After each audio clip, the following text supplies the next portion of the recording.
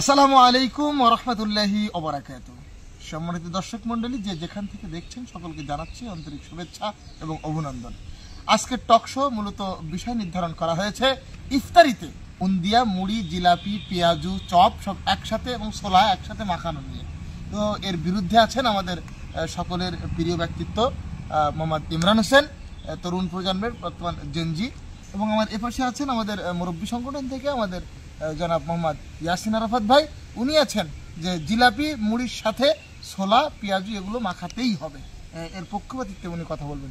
যাই হোক, আজকের মূলত অনুষ্ঠানের আমি প্রথমে লেডিস ফার্স্ট, এখানে লেডিস নাই, আমরা প্রথমে মুরব্বী ফার্স্ট, আমাদের মুরব্বী দিয়ে শুরু করতে যাচ্ছি। কথা বলছেন ইয়াসিন আরাফাত ভাই। আসসালামু আলাইকুম, ধন্যবাদ আপনাকে। আসলে সেই 1705 সাল থেকে, মুঘল আমল থেকে এই যে বাংলার ঐতিহ্য, খাদ্যের যে ঐতিহ্য চলে আসতেছে, বর্তমান এই যে জেনজি আমাদের যে ঐতিহ্যকে নষ্ট করার জন্য তারা উঠে পড়ে লেগেছে। তাদের যে গভীর ষড়যন্ত্র, এটা আমরা কখনো মেনে নেব না, কখনো এই গভীর ষড়যন্ত্র মেনে নেব না। আমাদের যে খাদ্য অভ্যাস, আমাদের যে ঐতিহ্য, আমাদের যে বহু আগে থেকে এই যে মুড়ি, ছোলা মুড়ির সাথে যে জিলাপি বুন্দিয়া মিক্সড, এটার যে তারা বিরোধিতা করতেছে, এটা আমাদের ঐতিহ্যের উপরে আঘাত, আমাদের উপরে আঘাত। আমরা এটা কোনোভাবে মেনে নেব না, নেব না, নেব না। অসাধারণ যুক্তি এবং তর্ক দিয়ে কথা বলেছেন আমাদের প্রিয় ইয়াসিন আরাফাত ভাই। এ পর্যায়ে আমরা চলে যাচ্ছি আমাদের জেনজি কমিটির সম্মানিত সভাপতি জনাব ইমরান হোসেনের কাছ থেকে, দেখি উনি ওনার পক্ষে কি দলিল উপস্থাপন করেন। আসসালামু আলাইকুম ওয়া রাহমাতুল্লাহি ওয়া বারাকাতুহু। সুপ্রিয় দর্শক মণ্ডলী, আমি কাউকে অ্যাটাক করে কোনো কথা বলবো না। তিনি যে অশিক্ষিতর মতো একটা কাজ করলেন, মানুষের উপরে যে অ্যাটাক করে যে কথা বললেন, এটা আমার দ্বারা সম্ভব না।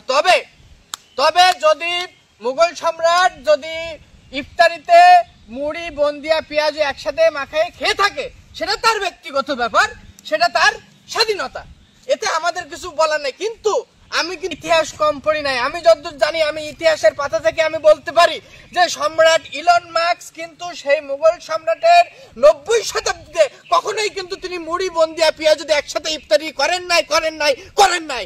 এটা আমি তীব্রভাবে আমি প্রতিবাদ জানাই।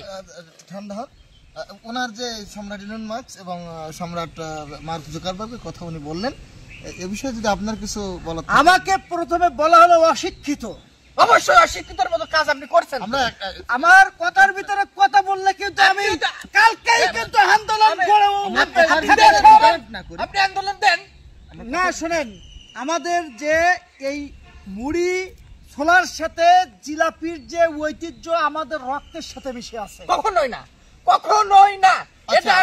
এটা আমি কখনোই মানতে নারাজ। আমি যদি একটু ইমরান ভাই আমাকে কথা বলতে না দিলে কিন্তু আপনি কথা লাইনে বলেন, কথা। ঠিক আছে, থামেন।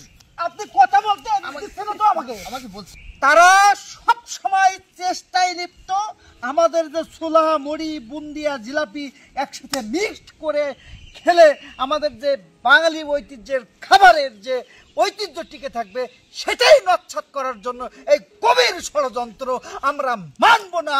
আমরা বৃদ্ধ সমাজ এটাকে মানব না। থাকুক না, আমরা এক একজনকে এক এক জায়গায় রেখে দিই। আমরা থাকুক না ঝাল ঝালের জায়গায়, থাকুক না মিষ্টির জায়গায়। আমাদের আমি ইমরান ভাই আপনাকে বলি, ভাই দেখেন, অনেক সময় কিন্তু আমাদের ঝাল খেলে ক্ষতি হয়, আবার মিষ্টি খেলে উপকার হয়।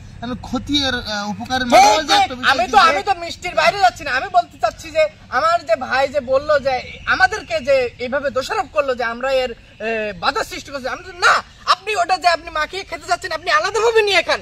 আপনি কেন 10-12 জনের ভিতরে আপনি একক সিদ্ধান্ত দিয়ে আপনি একসাথে মাখাবেন? এটা তো অনেকেরই আপনার খাইতে কিন্তু অনেক বাধে যে এইভাবে আমি খাবো না, যে অবজ্ঞার মতো যে সৃষ্টি হয়, সেটা কেন সে বুঝতেছে না? সেইটার একক সিদ্ধান্ত কেন আমাদের উপর চাপাচ্ছে? এইটার আমি একটা সুস্থ সমাধান চাই। কথাবার্তা একদম হিসাব করে বলতে হবে। আপনি কথাবার্তা হিসাব করে বলেন। আপনি কথাবার্তা হিসাব করে বলেন। সম্মানিত দর্শক, আমি ওনাদেরকে মিউট করে দিয়েছি। তো থাকুক না যে যার জায়গায়। আমাদের অনুষ্ঠান আজকের এ পর্যন্তই। ধন্যবাদ সকলকে, দেখা হবে পরবর্তী এপিসোডে। আসসালামু আলাইকুম।